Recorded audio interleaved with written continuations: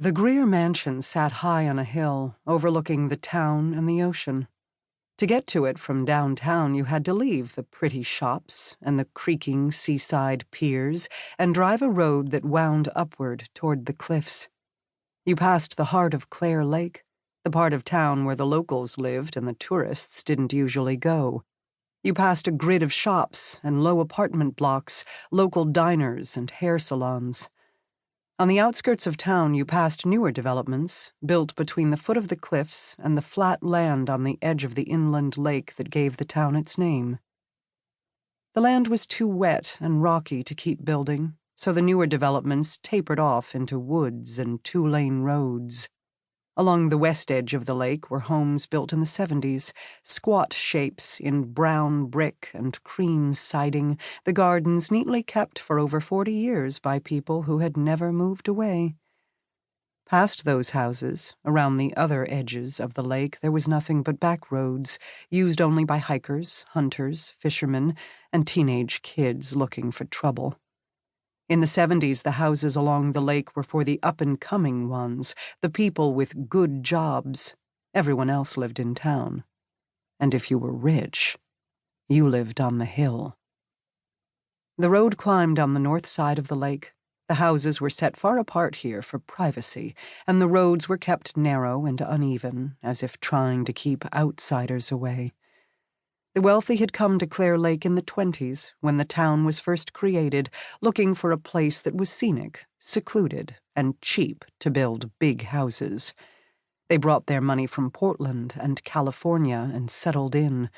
Some of the houses sat empty after the stock market crash, but they filled up again during the boom after World War II. The people who lived here called the neighborhood Arlen Heights. The Greer mansion was one of the original houses in Arlen Heights. It was an ugly Frankenstein of a house, even when it was built, a pseudo-Victorian style of slanted roofs and spires, though the walls were of butter-yellow brick. And when Julian Greer bought it in 1950, with his newly inherited pharmaceutical fortune, he made it worse. He remodeled the lower floor to be more modern, with straight lines and dark brown wood. He also put in a bank of windows along the back wall to open up the house's dark, gloomy interior.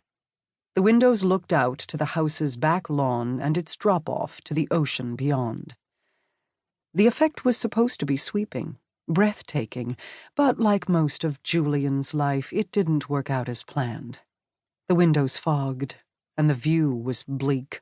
The lawn was flat and dead, and the ocean beyond the cliff was choppy and cold. Julian had done the renovations in hopes of pleasing his new wife, Mariana, but instead the relentless view from the windows unsettled her, and she kept the curtains closed. She decorated the rest of the house dutifully but listlessly, which was a harbinger of their marriage. Something about the Greer mansion stifled laughter and killed happiness.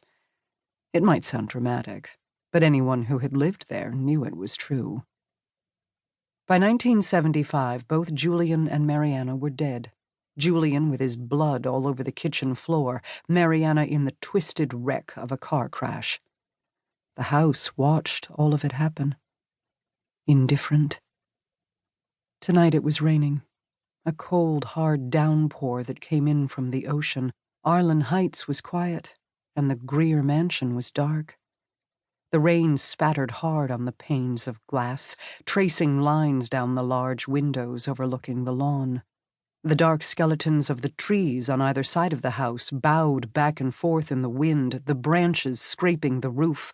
Drops pocked the empty driveway. The house was still and silent, stoic under the wind and the water. On the lawn, something moved across the surface of the grass, the touch of a footprint. Inside the house, one of the cupboard doors opened in the dark kitchen, groaning softly into the silence. In a bedroom window, a shape appeared, shadowy and indistinct, the blur, perhaps, of a face.